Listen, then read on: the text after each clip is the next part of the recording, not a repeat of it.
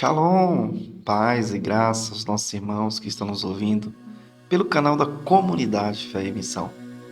Sejam bem-vindos! Olha nós de novo aqui, fazendo mais um vídeo no canal para você aprender tudo sobre tipos e sombras bíblicas. Vem com a gente. Não se esqueça também de divulgar o nosso canal, tá bom?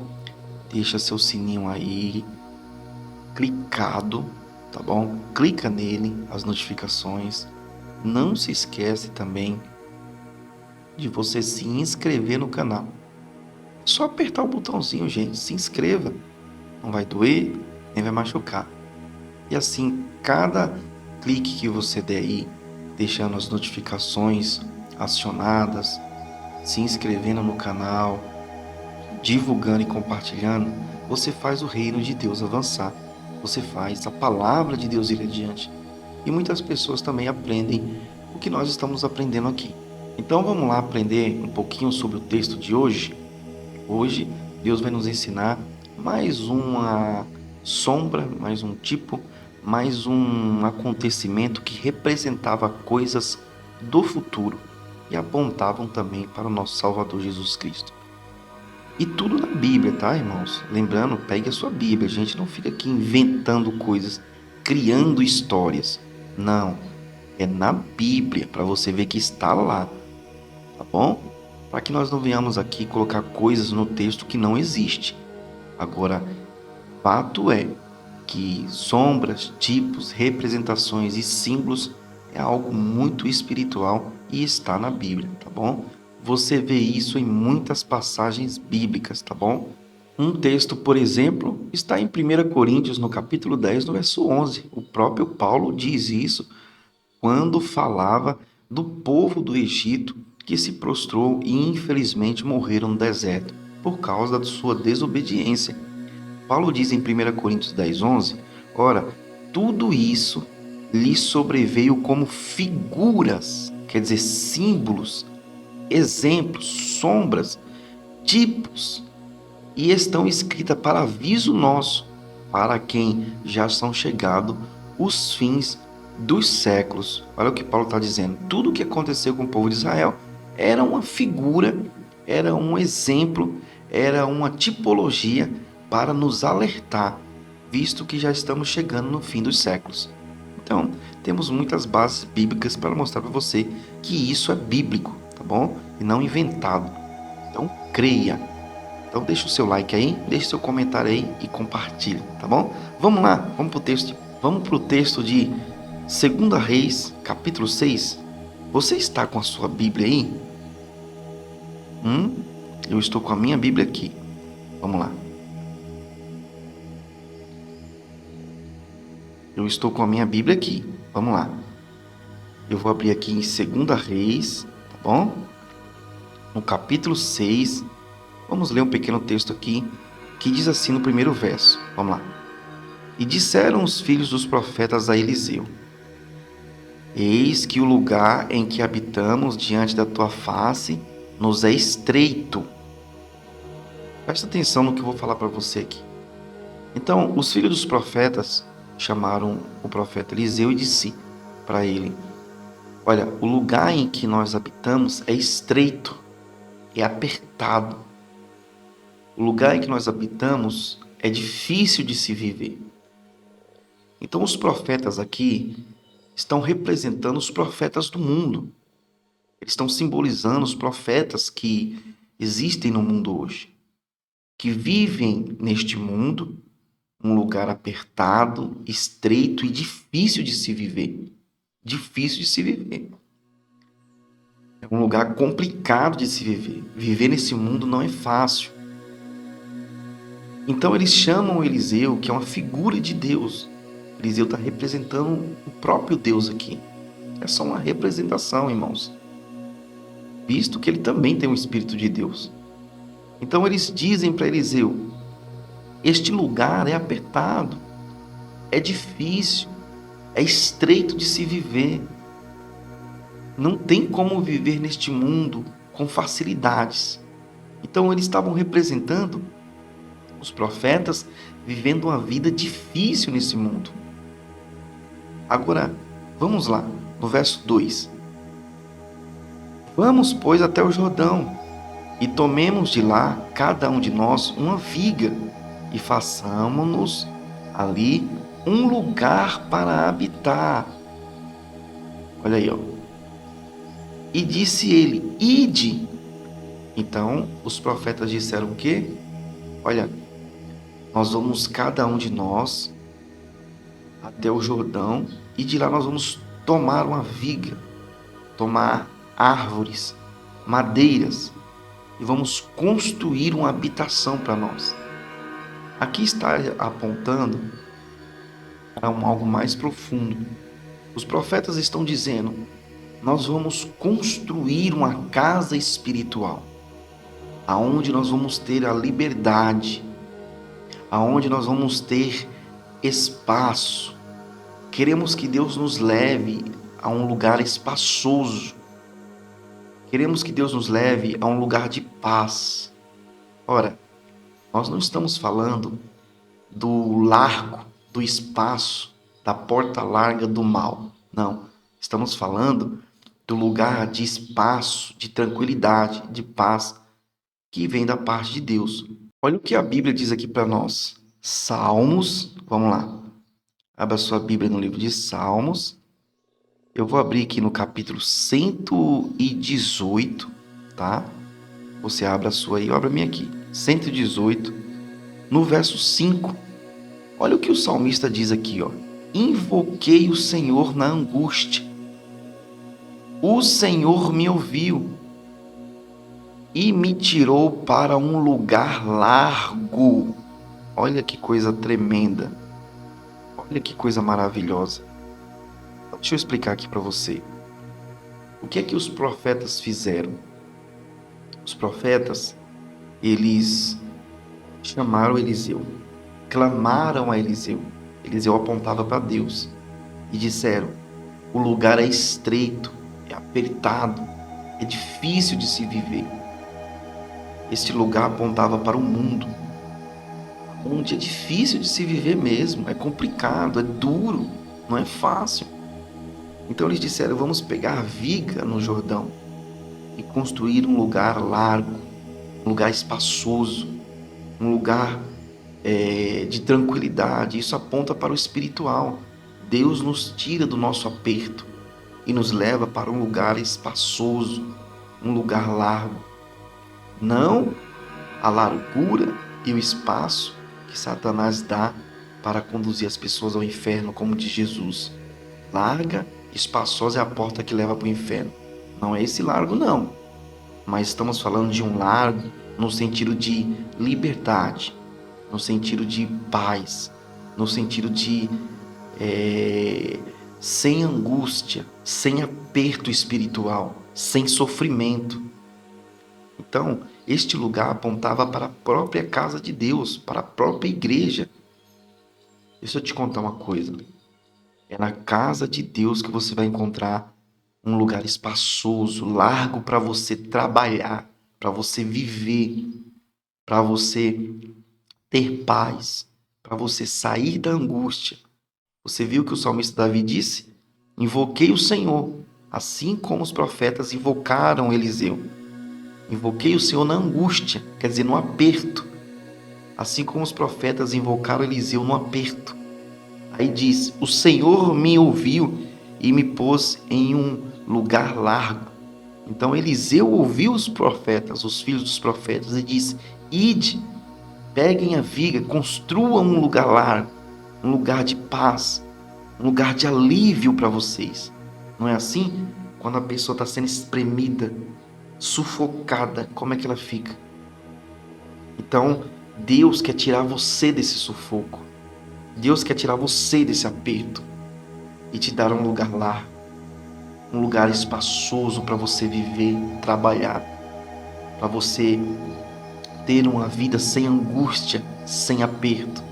Ora, isso a gente sabe. Todos nós, quando passamos por aperto, o que a gente fala? Irmão, eu estou passando uma fase de aperto tão grande. Então, Deus quer te tirar desse aperto. Vamos continuar o texto? Vamos lá. O texto vai dizer assim, ó. Vamos para a Bíblia. Vamos lá. Segundo Reis, tá? A gente está ali no capítulo 6. Vamos ler agora o verso 3. E disse um dos filhos dos profetas: serve-te de ires com os teus servos. E disse: eu irei. Meu irmão, minha irmã, isso está lembrando quem? Quem foi que falou isso lá diante do povo que saiu do Egito? Vamos ver? Vamos lá. Vamos ver quem foi que disse isso diante do povo? Vamos lá. Estamos aqui com a nossa Bíblia. Vamos em Êxodo, livro de Êxodo, no capítulo 33, no verso 15. Vai dizer assim, verso 15. Então você está entendendo como a tipologia é perfeita? No verso 15 vai dizer assim, ó. Então lhe disse, isso aqui é Moisés dizendo para Deus: se tu mesmo não fores conosco, não nos faça subir daqui. Olha que coisa interessante. O que é que os filhos dos profetas falam lá para Eliseu? Eles dizem claramente para Eliseu algo muito interessante, semelhante ao que Moisés falou. Eles dizem assim: e disse serve-te de ires com os teus servos. E disse: eu irei. Então, por que é necessário a presença de Deus ir com os filhos dos profetas? Porque eles pensaram em seus corações assim como Moisés pensou em relação a Deus. Se Deus não for conosco, não nos faça subir, porque não prevaleceremos. Então a presença de Eliseu ali representava a presença de Deus indo junto com eles para que essa obra prosperasse. Escute, não dá para edificar casa nenhuma se o Senhor não estiver conosco. Então, eles insistiram que Eliseu fosse. Vamos continuar aqui no verso 4. E foi com eles. E chegando eles ao Jordão, cortaram madeira. Então agora aqui eles começam a trabalhar para edificar essa casa espaçosa, essa casa que lhes iria trazer alívio. Amado, minha amada irmã, ninguém pode edificar uma casa de Deus, porque essa casa representava uma casa de Deus. Era uma representação. Por quê? Eram os filhos dos profetas. Era uma casa sacerdotal. Só uma figura, só uma representação. No espiritual era isso que significava. Só que se Deus não ir conosco, se Deus não autorizar, não adianta edificar nada. Quem diz isso é o texto bíblico. Você quer ver? Vamos lá. Salmos, rapidinho. Salmos, no capítulo 127. Olha o que ele vai falar aqui para nós. No verso 1, diz assim, ó: se o Senhor não edificar a casa, olha aí, ó, em vão trabalham os que a edificam. Se o Senhor não guardar a cidade, em vão vigia o sentinela. Olha que coisa tremenda e que coisa profunda. Você entendeu o que o texto disse? Por isso eles insistiram para que Eliseu fosse. Serve-te de ir conosco. Porque a presença de Eliseu era a presença do próprio Deus. Não adiantaria eles edificarem uma casa que simbolizava uma casa espiritual se Deus não a edificasse espiritualmente. É o que o salmista diz, que acabamos de ler. Se o Senhor não edificar a casa, em vão trabalha os que a edificam. Seria em vão. Então Eliseu vai junto, assim como Moisés pediu também a presença de Deus. Se tu não fores conosco, não nos faça subir, Deus. Então, olha que coisa profunda. Vamos continuar o texto lá? Pega a sua Bíblia aí e vamos juntos. Estou com a minha Bíblia aqui. Então, vamos lá. 2 Reis novamente, no capítulo 6. ele vai dizer assim agora para nós. Olha aí, ó. Então eles cortaram madeira, né? Vamos continuar no verso 5. E sucedeu que, derrubando um deles uma viga, presta atenção, o ferro caiu na água e clamou e disse: Ai, meu senhor, ele era emprestado. Agora, deixa eu falar algo para você aqui, para você entender o mistério da coisa. Vamos lá. Eles estavam ali tirando madeira para edificar uma casa, porque essa casa representava algo muito mais além do que uma simples casa. E Eliseu estava com eles, a presença de Deus estava com eles. Só que um deles, quando tira uma viga, o ferro cai na água e afunda. E ele grita, ele clama: Ai, meu Senhor! Olha o termo que ele usa. É um termo que aponta para Deus. Tudo bem, ele estava falando com Eliseu, mas aponta para Deus. É como se os profetas, ou os filhos dos profetas, clamassem por alguém. Ai, meu Senhor! Que desespero é esse por um ferro? Ele diz, era emprestado. Agora, deixa eu te explicar. Ele cai nas águas e afunda por causa do peso. É normal. Mas isso tudo tem uma representação espiritual. E não é invenção, irmão. Está na Bíblia. Eu vou te mostrar. Bom, primeiro, o profeta clama por quê? Porque o ferro afunda. Por mais que ele fosse profeta, ele não conseguiria pegar aquele ferro e tirar das profundezas. Então Eliseu é uma representação de quem? Do próprio Deus. O que eu quero dizer com isso? É que existem coisas que, por mais que nós sejamos profetas, está fora do nosso alcance. Está fora do nosso alcance. Porque nem tudo nós temos poder para fazer, ainda que o poder de Deus esteja sobre nós. Então, ele clama a Eliseu. Preste atenção no clamor dele. Ai, meu Senhor. Como se estivesse apontando para Deus. Isso representa os profetas na humanidade, clamando a Deus. Por quem? Clamando a Deus pelos filhos de Deus que estão afundados, afogados nas águas do mundo. A gente já aprendeu aqui o que são as águas. Vamos ver?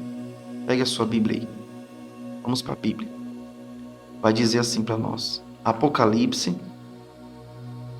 capítulo 17, no verso 15 diz assim: E disse-me, as águas que vistes, olha aí, ó, aonde se assenta a prostituta, são povos, multidões e nações e línguas.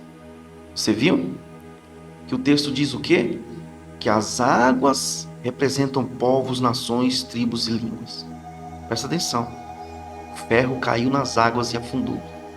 O ferro é a representação dos filhos de Deus que se afunda nos costumes das nações, que se afunda nas tradições dos povos, que se afunda nas regras, nas leis desse mundo, que se afunda nos pecados desse mundo. Os filhos dos profetas representam os profetas clamando a Deus. Ai, meu Senhor. O ferro, o machado, o ferro é um machado, tá? O machado era emprestado. Quer dizer, estava na mão do profeta. Não era dele. Assim como as almas estão na mão dos profetas hoje, e não pertence a eles, pertence a Deus.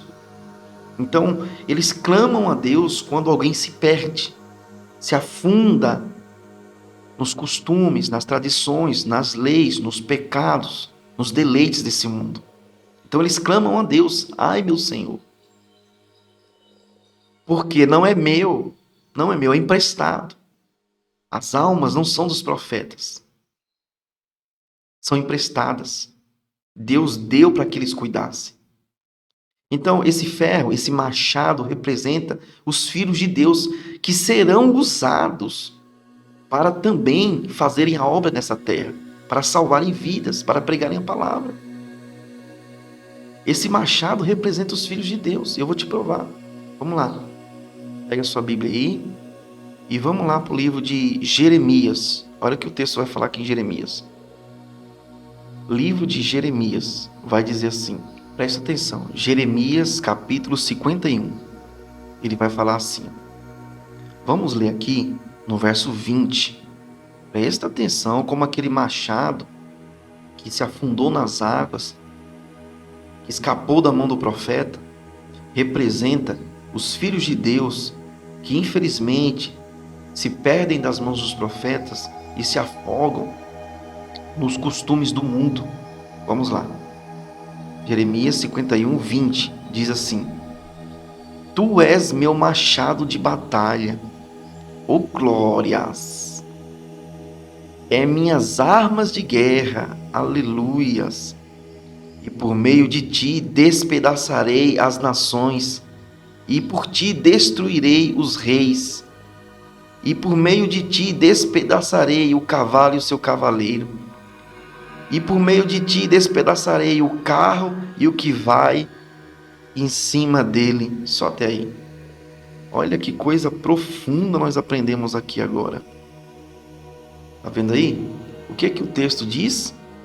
Deus diz assim: Tu és o meu machado, o meu ferro de batalha, aonde despedaçarei as nações, aonde despedaçarei os povos, tribos e línguas.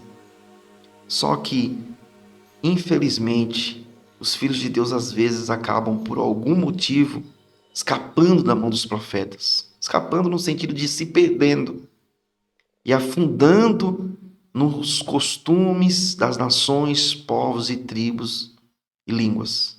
Se afundam nas águas. Infelizmente. Então os profetas agora vão fazer o quê? Vão clamar a Eliseu. Então, nessa era, os profetas têm que clamar a Deus. Ai, meu Senhor, esse machado, esse ferro de batalha, essa alma que o Senhor separou para fazer a tua obra, está se perdendo. Me ajuda, não era minha, era emprestada. O Senhor me deu para que eu cuidasse. Me ajuda. Agora presta atenção no que Eliseu, que representava Deus, vai fazer. Presta atenção. Vamos ler o texto lá de novo? Vamos lá. Vamos voltar para Segundo Reis. Segundo livro de Reis, capítulo 6. Vai dizer assim, no verso 6. E disse o homem de Deus: Onde caiu? Preste atenção, meu irmão. Essa pergunta lembra do quê? O que foi que Jesus falou lá em Apocalipse? Lembra-te de onde caíste e volta ao teu primeiro amor. Olha a pergunta que Eliseu, o homem de Deus, faz. É como se Deus estivesse perguntando para os filhos dos profetas: aonde o meu ferro, o meu machado de batalha caiu? Aonde aquela alma caiu? O que fez ela tropeçar? O que fez ela se afundar nos costumes, nas tradições, nos deleites, nos pecados do mundo? O que fez? Olha a pergunta, que coisa profunda. Vamos lá. E mostrando-lhe o lugar, vamos parar aqui. O que é que os profetas ou os filhos dos profetas têm que fazer? Orar. Escute aqui. Os filhos dos profetas têm que clamar, mostrando ao Senhor o lugar que aquela alma caiu. Qual foi o pecado, o erro, a falha ou o acontecimento que a fez cair. Ele tem que mostrar o lugar da ferida para que Deus venha curar. Vamos continuar o texto. O texto vai falar assim para nós. Então preste atenção no que a Bíblia está falando. Não tem dúvida de que é uma figura perfeita dos tempos de hoje. Preste atenção, vamos lá. O texto vai dizer assim para a gente encerrar. E cortou um pau e o lançou ali e fez flutuar o ferro. Então o profeta, que representa Deus, ele corta um madeiro e lança nas águas e o ferro flutua. O que é que foi que Deus fez nos últimos tempos para salvar a humanidade? Ele corta o seu madeiro espiritual. E quem é esse madeiro? É Cristo Jesus, que é lançado nas águas, é lançado nos povos, tribos e nações para salvar o ferro, o machado, os filhos de Deus, para tirar o peso deles e fazer eles subirem, fazer eles crescerem no espiritual, fazer eles saírem das profundezas do pecado, do erro, da falha, do esquecimento. Então Deus corta o seu madeiro e lança nas águas. João 3,16, e Deus amou o mundo que deu o seu Filho. E Jesus fala que ele é esse madeiro verde. Vamos lá? Olha o que diz aqui em Lucas. No livro de Lucas, no capítulo 23, na crucificação, Jesus relata que ele é esse madeiro. Olha o que ele vai dizer aqui no verso 29. Porque eis que hão de vir dias em que dirão, bem-aventurados as estéreis, e os ventres que não geraram, e os seios que não amamentarem. Isso é Jesus falando na cruz, tá bom? Então começarão a dizer aos montes, cai sobre nós, e aos outeiros, cobre-nos. Olha o que ele vai falar no 31, presta atenção. Porque se ao madeiro verde fazem isso, olha que coisa linda, que se fará com o seco? Jesus está falando assim, se a mim, o madeiro verde, mais resistente, eles estão fazendo isso, o que vai se fazer com vocês, madeiro seco? Você pega um madeiro seco, quebra fácil, né? Mas o verde é mais difícil de quebrar. Jesus está falando, eu sou o madeiro verde que foi cortado. Só que assim, ó, ele diz que foi cortado, mas pela própria mão de Deus. Porque tudo isso foi um plano de Deus para salvar o machado afundado, o ferro afundado. O que nós lemos lá em Jeremias, você, meu amado, é machado, é ferro de batalha, de guerra, para Deus usar para salvar povos, tribos e nações. E não para você se afundar nos costumes do mundo, das nações, dos povos, das tribos, das línguas. Não. Então, Deus lançou o seu madeiro nas águas. Deus deu o seu Filho para o mundo, para que os filhos dele, o machado, para que o ferro viesse a quê? A subir, a elevar-se espiritualmente. Vamos continuar o texto lá de 2 Reis? Vai dizer assim para nós. 2 Reis, capítulo 6, vai dizer assim: e fez flutuar o ferro, e disse, levanta-o. Então ele estendeu a mão e o tomou. Meu amado, deixa eu te contar uma coisa aqui. Só Jesus Cristo pode tirar o peso do mundo. Só Jesus Cristo pode tirar o peso, a carga, o fardo que você carregava e te afundava nesse mundo. Ele diz, vem a mim, eu vou tirar esse peso, esse fardo que você carrega, e vou te dar um leve e suave. Então, parece que o madeiro transportou para si o peso do ferro, do machado, e o fez transbordar, flutuar, o fez subir. Jesus Cristo, o madeiro verde, que foi cortado pelo próprio Deus e lançado no mundo, nas águas, para fazer você sair das profundezas dos costumes do mundo. Ele tomou sobre si as nossas feridas, tomou sobre si o nosso peso, o nosso pecado. Então fez com que você saísse das profundezas da condenação, saísse das profundezas do mal. Gostou? Se inscreve aí no canal, tá bom? Deus abençoe sua vida. Se inscreve, deixa as notificações aí ativas. Quando chegar vídeo novo, você recebe, tá bom? Eu vou ficando por aqui. Fique com Deus. Até a próxima, em nome de Jesus. Não se esqueça de ir no Facebook e digitar lá Viva Fé Web Rádio e nos acompanhe pelo Facebook também, tá bom? Eu quero te dizer que nós também temos a nossa rádio online. Só você digitar na Play Store, no Google Play, Viva Fé Web Rádio, e você vai ouvindo pregações, ministrações 24 horas por dia e muita adoração. Deus abençoe. Até o próximo vídeo, em nome de Jesus.